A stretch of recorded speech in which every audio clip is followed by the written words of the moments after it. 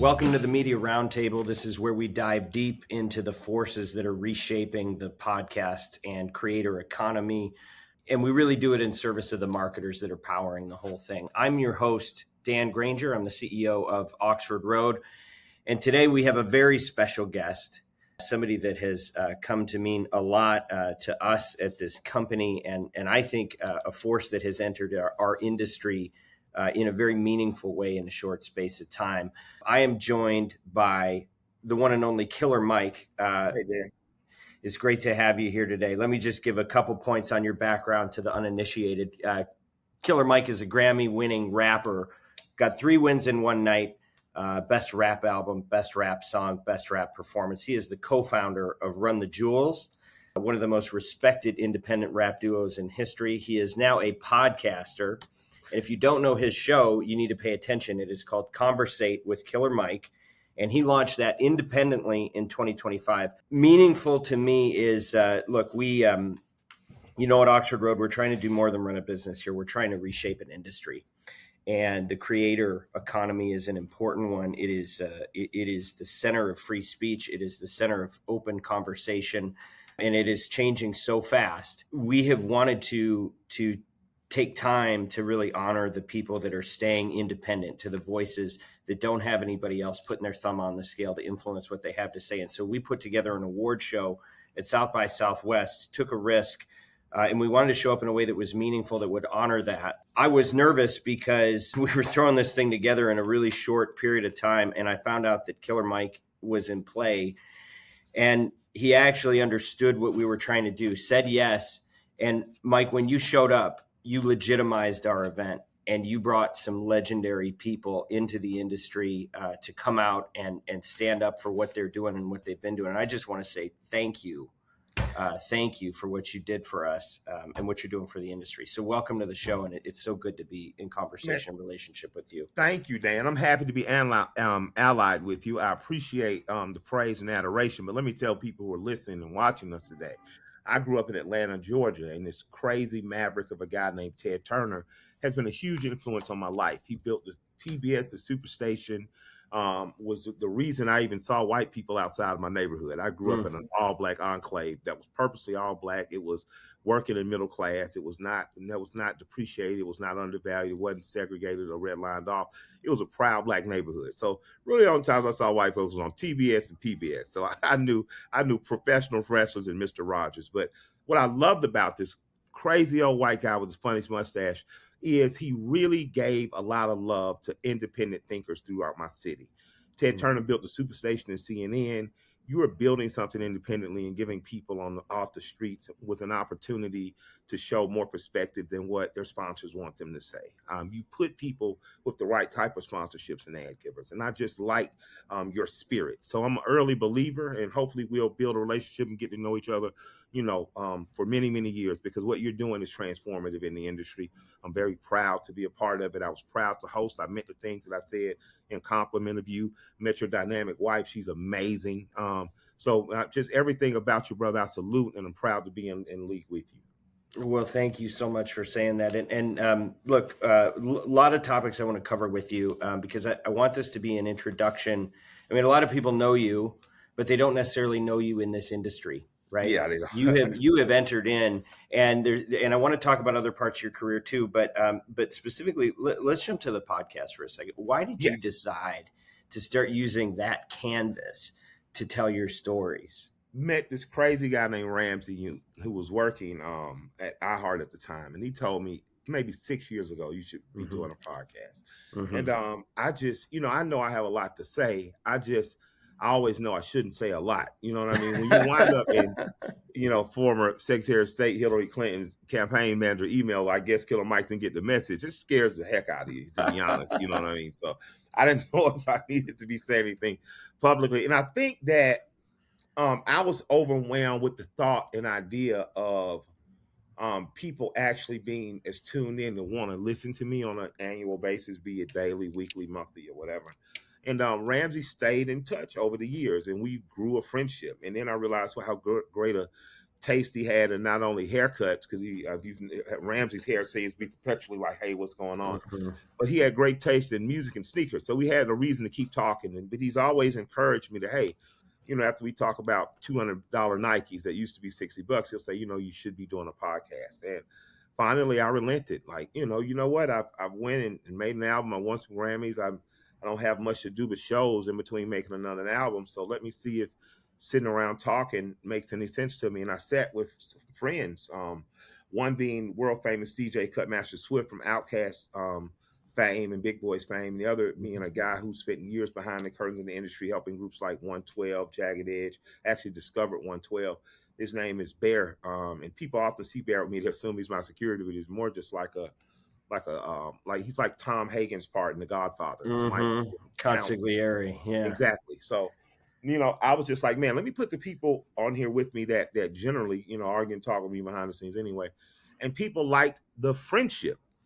So I've had some cool guests and stuff. Like the former mayor of Atlanta, Kasim Reed, came up and gave us the phrase that we live by here now.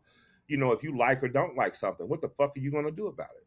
Mm-hmm. And that really is, if there's something you don't like in the world, what the F are you going to do about it? I'm just like, wow, as a former mayor, you never said this type of stuff as mayor. But he moved like that as mayor. So I've had people like him. I've had Charlemagne the God, who's a brother to me, who's huge. And $200 million deal or something with Netflix is.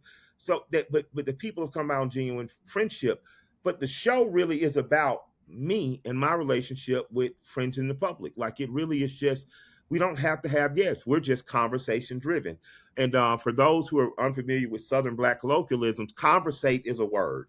Conversation or converse may not be. You know what I'm saying? Mm-hmm. Someone may not say, well, we had a conversation. No, we conversated. Someone may not going to say, well, they were conversing. No, they conversating over there.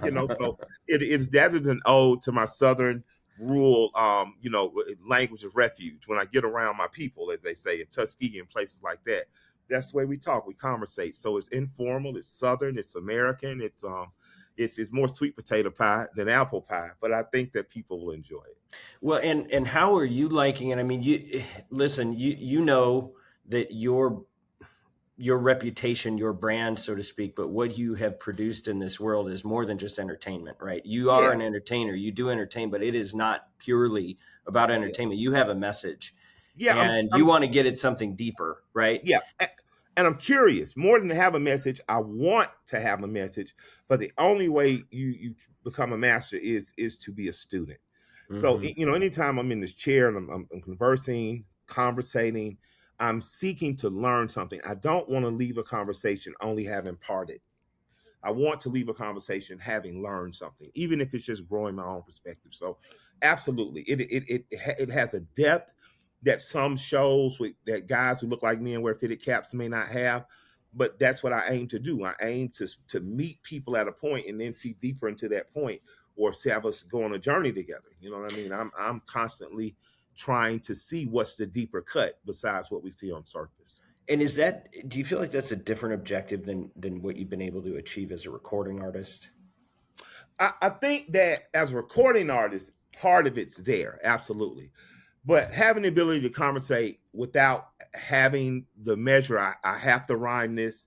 I only have 4, 8, 12, or 16 bars to say this. Mm-hmm. It must have an infectious hook. And then at the end of the day, I hope people get it, but I don't really give a shit as long as their butt's shaped. You know what I mean? On a certain level, recording is as much as I want to impart, edutain people, you really got to make them booty shake too. You got to make people not, people don't always want to think, but people want to know what you're thinking when you're not rapping and singing and dancing. And for me, as a young man saw me at a gas station the other day. And he had a work shirt on. And I was just telling him, like, I'm proud to see you, in a work shirt. That's dope, because he spoke to me and engaged me. He said, I know you. I said, I hope you know, because if you don't know me, I'm going to have to come get a real job. Now I'm going to be standing next to you. We're going to be working together, making smash burgers, having some fun, kicking it.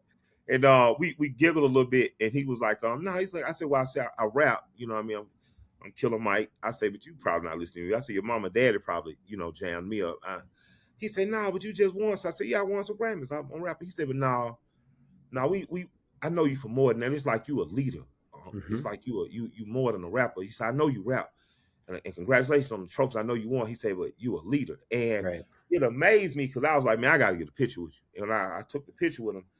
He was ashamed. At first, I said, no. I said, man, you got the way you work, sir. I said, you got to make me look cool.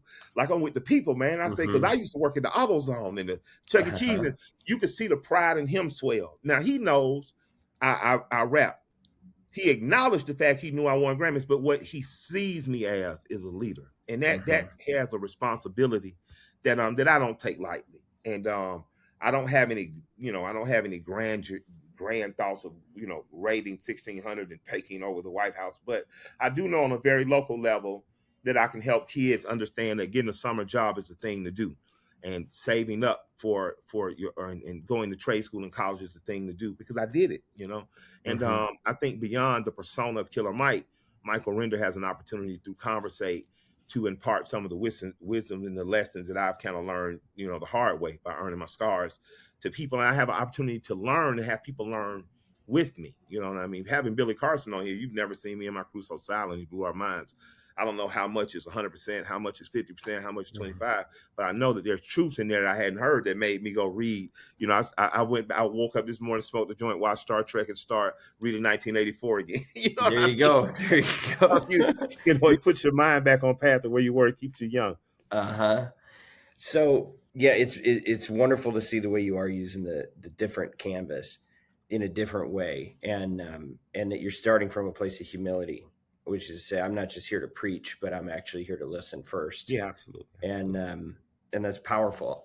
One of the common denominators that seems to run throughout every project that you do, and your ventures are many, is this notion of independence, right? And that's kind of the thing that brought us together. And that's why I felt like it was such I was so nervous putting this event on until we had somebody that symbolized, because they had done the work and lived it, right? But you got there through hard knocks, it sounds like, and it started well before the podcast. Can you just talk about your relationship with being an independent, I don't know what umbrella, if you want to call it, creator or whatever, why? I was signed by an amazing group of guys called Outkast, and they had a record company. They were the most amazing experimental. They were a rock and roll group masquerading as a rap group. You know what I mean? Like that compliment has been given to Run the Jewels, and I wear it proudly. But these guys I saw couldn't make a major record company do what they wanted them to do. They couldn't make Sony Columbia do what they wanted them to do in terms of Michael Render. So when it came time, I got free to Jermaine Dupree was over, I believe Virgin Records at the time, to do a deal with Virgin. I just, as much as I loved and respected Jermaine, Lord knows, man, if it wouldn't have been for him and Chris Cross, we never would have had the attention that it took to get us to the Organized Noise and the Outkast, because him and Dallas Austin were the cornerstones of it. But I just couldn't do it. I couldn't bring myself to do it. And that put me on a journey and a pathway to the I Pledge Allegiance to the Grind series of mixtapes 1, 2, and 3, which took me to sign an independent, partner with an independent company out of the Bay Area that at the time my manager now is a co-owner of. That company ended up folding. Me and my manager ended up rolling, and we rolled from rap music with LP forward. His name's Will Bronson of Active Management. But me and Will have been pushing, and he's independent minded. I'm independent minded. Shouts out to Empire and Ghazi and what they're doing out there. They're very guys too. But I just have seen it work for my heroes more than not. I've seen it work for E40. I've seen it work for, even though Ice Cube partnered with an amazing company at times. His independence of writing his own stuff. I've seen it with people like with the Suave House and what Tony Draper was able to do with Master P, Baby, Luther Campbell. And once I get out there and start swimming, it was sink or swim. When you're independent, man, you can, there are other boats to come to ally with. There's somebody going to come, but you're going to get in that ocean by yourself. And I liked the feeling of whether I win, lose, or draw, it was my way. Yeah. The way I saw it in my head, I tried it that way. And some of it works. And then when it doesn't work, it gives you the opportunity to adjust so people can't job protect. There's some marketing shit that sucks. But the marketing director at the major label is doing this shit because she owes this fucker a favor. then you're like, I'm being fucked for a favor. You know what I'm saying? Uh-huh. And I don't like that feeling. I like the feeling of let's try this, and if it doesn't work, let's pivot and do it another way. You know. So Mm-hmm. I like that independence because at night, if the decision win, lose, or draw was made by me and my team, you know, the people I trust, if we took the loss, man, we lost together. We didn't lose gambling on somebody else's opinion of us. You know? And do you feel like that's in all mediums for life for you? Are you just Yeah, entrepreneur to your core, period? yeah. I'm going to at some point like I partnered with Ramsey and the people with Yeah. you know this. So I'm not against partnership. You know, if somebody calls us tomorrow for $5 million and we ain't got no conversation for that, you Mm-hmm. call us, you Yep. let us work our way up to get the offers that we want. And yeah, but I don't see any need to rush into that. I see Yeah. a need to perfect what we're doing and grow our community. Yeah. And you know, my thing is like Run the Jewels. We give away our albums for free. If you like the albums enough to buy it, fine, but you get the album for free. If you really like us, buy a T-shirt, come see a show, and have a drink and build with us. And that's made us the most successful touring rap group in the world currently. You know what I mean? In terms of we're a group, there are not a lot of rap groups. We get out there, do 123 days a year. When we get out there, that's a beautiful thing. And people are waiting on 5 whenever we drop it. So we're going to continue to be independent. So why wouldn't I continue that in the podcast space? You know, when the right partnership comes along that makes sense, I'll sit down and have a conversation. But right now, man, we get to come to a studio in a building that I own. We get to use equipment that my partner brought in. We are on a set built by college students. This is the fucking life. You know what I'm saying? And we don't get policed or buttons don't get pushed. And we get to deeper treats. Tell me if you've ever heard of any of these companies: Shopify, DraftKings, Oracle, Warby Parker, Mint Mobile, Quince. I am proud to say that half of the top 10 advertisers in podcasting choose to work with Oxford Road. We are now the world's largest podcast advertising agency, and we do so much more than that. YouTube, radio, streaming. We are on 6 continents working internationally. Reach out to us. We'll tell you about Woven, which is probably the world's largest database of show information that's relevant for brands. Orbit, which is $1.6 billion of aggregated performance data used to de-risk every single campaign. Audiolytics, where we can actually measure ad copy and optimize it to maximize performance. We got a lot going on over here. That's why you can read about us in the Wall Street Journal or the Hollywood Reporter or USA Today or Business Insider. But whatever you need, we try to bring thought leadership that matters to you. Sign up for our newsletter that is called The Influencer. When you go to oxfordroad.com, you can always learn more at the Media Roundtable podcast. We got a lot of interesting content. If you just want to learn about this business, and if you don't care, but you just need somebody to make sure that you're getting outcomes that only we can deliver, go to oxfordroad.com and learn more, and make sure you mention the Media Roundtable, because attribution. That's oxfordroad.com.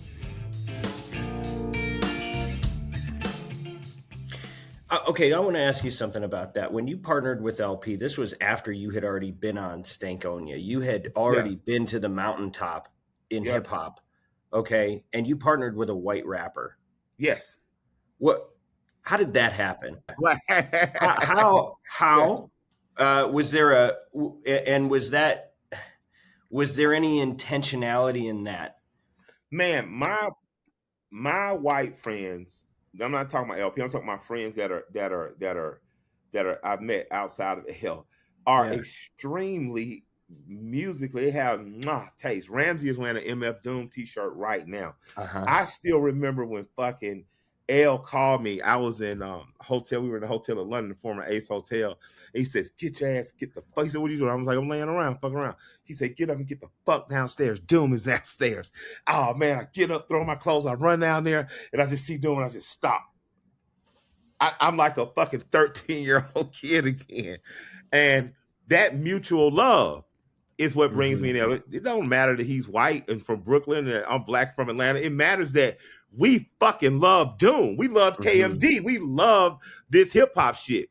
Jason DeMarco was a executive at Turner Broadcasting at Cartoon Network. Jason had musical taste, just beautiful musical taste. And when I was with Grand Hustle and T.I. had given me a place to release music independently. Thank God for my brother T.I., man, champion, king of the South, with that new single out. Let him know. My bro gave me a place to record, gave me a place to be. And Jason came there one day to meet with him. And before he left, he said, "Hey, Mike, I want to talk to you about something. We're going to resurrect William Street Records, and I'd be interested in, financing an album for you and giving you a place to put it out." And I'm just like, right now I'm at mixtapes, and mixtapes I'm dropping off the stores, picking up my cash, dropping on more. But I'm just like, man, I sure would help to have a distributor. So again, that's a time where I'm independent, but I'm partnering with an ally. I'm not working for a company. Right. Yeah. LP and I were in the studio. He said, "I want you to meet this guy first, because it's supposed to be done by a few different producers." LP and I um, got in the studio with first 3 hours. We were working on 3 records, and I was calling Jason like he has to do the whole album. I was like, he has to do. It was like when Ice Cube took a trip to New York after breaking up with NWA and getting in the room with the Bomb Squad. I'm like, oh, other people have rapped on your beats. Even you've rapped on your beats, but I was born to rap on your beats. This is all I was born to do. I was born to be in this room at this moment, terrorizing these drums and 808s that you're putting down. And that's been my life for the last 15 years, and I'm grateful for it. And so, do you see? Is there in your story? Is there a racial reconciliation component, or is it just you go where your heart leads you and where relationships are authentic and it is based on that? You know what fixes racial relations in this country? Man, find people who don't look like you, who aren't your ethnicity, who don't believe as you do, who grew up in different places, but you guys have a common interest. The next time you're at your weirdo wrestling events, or your crazy baseball events, or your nobody understands hip hop events, or your gun day events in the South, go meet someone who doesn't look like your cousin. Yeah. And say, "Hey, I just want to introduce myself to you. I see we have some of the same interests. Can we build about this?" You'll be amazed at the old men I've met who collected muscle cars, and we've had amazing conversations. You'd be amazed at the people I've met at sneaker conventions and Hot Wheels conventions, because I have so many interests of a 9 to 15-year-old kid. So do Elle and I fix racism? No. But if you want to fix racism, I would follow Jane Elliott, and I would check out her new movie, Jane Elliott versus Everybody, because Jane says within 20 years, with proper education, we can fix racism in this country, but we got to want to do it. We have to want to say that it doesn't matter that people don't want race to matter, because we know it matters. What does matter is that I acknowledge who you are, I acknowledge whatever comes with that, but that's not going to prevent me from building a relationship with you. Elle and I argue over what's the best pizza. He thinks New York, I think Chicago, and he says, "You're a Southerner. What do you know about pizza?" And I have to digress, because I don't. But I don't let him tell me about collard greens. So we celebrate the differences we have. We hope our friendship lends itself to encouraging other people to be friends. But there's no purposeful dynamic of us going into it trying to conquer the greater societal sin of racism. There's just 2 kids that love hip hop that happen to have been born in the same year. Well, and I just, as I am getting more familiar with your story, I'm just looking at the whole kind of tapestry, and just even the idea that you are Atlanta born, and those are your roots. I've been to Atlanta really one time, and I went to learn. Yeah. And one thing that really stood out to me from Atlanta is that, Sherman burned the whole place to the ground, right? Yeah. You got one house standing from when he raised it. And out of the ashes of the Civil War, you had some of the greatest peace movements that this hemisphere has ever seen, some of the greatest leaders that this country has ever seen come out of that. And it feels like, you're participating in a line of real leaders that have taken us, helped us evolve through some of the challenges that we faced in this country. And I just wonder how much of, is there a Killer Mike without Atlanta? Is there a Jules without Atlanta? No. How much of your context has fed into the leader that you are? Yeah, it doesn't happen anywhere else. Not that it can't happen, but who I am uniquely doesn't happen. My family's from the deep South. My family is from Tuskegee, Alabama, Commerce, Georgia, Eatonton, Georgia. It's my great grandparents had a 40-acre farm 2 miles from Tuskegee University. It's still there. We still own that. Hmm. Your family was your family. They had an enclave. They weren't worried about any Klansmen riding down that driveway at night because they would have went back up dead on those horses. So they were very, very enclosed. My grandmother comes to Atlanta in 1950, attends, goes, and becomes a nurse, nursing school, buys her first house 1952 in the Collier Heights. The Collier Heights is a neighborhood that was designed by blacks for blacks. Over 2,000 houses built. Black people said, we don't want to fight to live in Southwest Atlanta next to white people. We don't want integration. We want our own. Those people formed the Collier Heights. Collier Heights had Collier Heights Elementary, Frederick Douglass High School. Frederick Douglass, one of the greatest Americans ever. You walked into high school every day reading. Without struggle, there was no progress. Education makes one unfit to be a slave.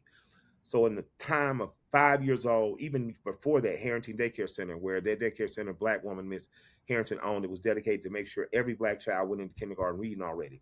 I was prepared for leadership at 3. I didn't have a choice. I remember working Andy Young's campaign, 1979, 1980. I was 5 years old at my grandmother's hem of her skirt, asking her in the housing projects, why are we doing this? And she said, because this is what you're supposed to do. You're supposed to vote. I didn't get out and ride those buses, and I didn't march for nothing. You're going to do this because that's what you're supposed to do. I've never missed an election. So it was instilled in me by my teachers. You have an expectation to be great based on the things that have been paid. And it didn't just start with the civil rights movement in the 60s and the 50s. We're talking about Alonzo Herndon as a child, first black millionaire, was a former slave and sharecropper, comes to Atlanta, opens a barbershop, exclusive, one of the most beautiful barbershops in the world, only services white men of the business class, all black barbers. He learns about insurance. He then understands blacks cannot buy insurance or life insurance. He goes and sublets life insurance from larger companies, builds the Atlanta Life Insurance Company. It's over 100 years ago. The Atlanta Conference is hosted here between Booker T. Washington and W.B. Du Bois, where they try to reconcile the cash your bucket, where's that, versus the talented 10th. They do that in Atlanta. Of all the other cities in the nation, they do it in Atlanta. There's a major civil rights movement going on in Maryland and Buffalo and other places, but they do it in Atlanta. So before me, Atlanta was a breeding ground to breed leaders and leadership. These people have poured into me. Dr. King is not a mythological mythological person to me, or some story I've heard. I was trained to organize by Reverend James Orange, who was played by Omar Dorsey in the movie Selma with the glasses. That's my direct mentor and who taught me to organize. What did he do? He organized with Dr. King. So when you're listening to me talk, you're not listening to someone with an opinion. You're listening to a student of the person who organized with Dr. King. You're listening to a child that is a product of Wakanda, essentially. I grew up in an all-black neighborhood. My grandparents went to black businesses purposely. When we took road trips, they didn't stop. That business, if it wasn't a state-owned bathroom or we had to stop at the truck stop, they weren't just stopping at random restaurants. My grandmother packed the picnic basket. When I asked her why we did that, she told me about the Green Book. And how it got invented. So I have been prepared for nothing but leadership my entire life. Now, I wanted to be a rapper. I wanted to hang out with my white homeboy from Brooklyn, smoke dope, and rap about silly ass shit that'll make people go, ooh. And I did that. But the responsibility that comes with that is what I've been prepared to do, I must do. Because my grandmother told me as a 5-year-old child, you do what you're supposed to do. And what you're supposed to do is represent for your community. What you're supposed to do is, like my grandfather told me, take care of yourself and your sisters. Don't embarrass me and your mama's name, which means don't shame your family's name, and don't embarrass colored folk. So to the best of my ability, I'm going to not embarrass colored folk. I'm going to make sure that Willie and Betty's name can be said with pride, and I'm going to make sure that Michael and his 5 sisters are taken care of. And I got 60 seconds left with you. Hey, it's beautiful, and I appreciate you having this kind of conversation on record with me. You know, one of the best things that I can do and that we can do to support you and the work that you're doing, I think, is to bring this to the advertising community. Yeah. And because I think, you know, this is different. And the thing I say at the end of the show that I'm just going to say right now, every single episode, I say influence responsibly. Because I think that we all have the canvas. We can do whatever we want with it, and you can use it for different purposes. And I think you've just illustrated why it is so powerful and why I'm so glad that you're part of this medium. And I'm going to say another thing. For somebody that's got killer at the beginning of their stage name, you're one of the most loving people I've come across. I wouldn't have named me Killer. Yeah, for the audience, I didn't name myself that. I was as much as I wanted to be Ice Cube and Scarface, I got that name in a battle. My nickname was Skunk. Well, listen. Last thing, if there are certain organizations or types of brands that you think are the best people to bring into your universe, any reaction to that? Any thoughts on, what's the best fit for you? I like guy stuff, I like cars, I like fishing, I like hunting, I like sneakers, I like baseball caps. Okay. I like the stuff that typical Southern guys are into. So if you're a Southern company, I may look a little different, but if you can't get Shaquille O'Neal because of budgetary reasons, you might want to call me. We'll see if we can get you that Shaquille O'Neal money. Hey, listen, thank you, and to be continued. A lot more to talk about, but appreciate you coming on today. All right, love and respect, Dan. Have a great day. Thank you. Well, thank you to Killer Mike for joining us on the Media Roundtable. This podcast is brought to you by Oxford Road, where we want you to succeed in podcasting, audio, and the creator media ecosystem, and we want you to use your influence for good. As members of the marketing community, we have the power to advance voices that don't just entertain but edify, as you saw here today.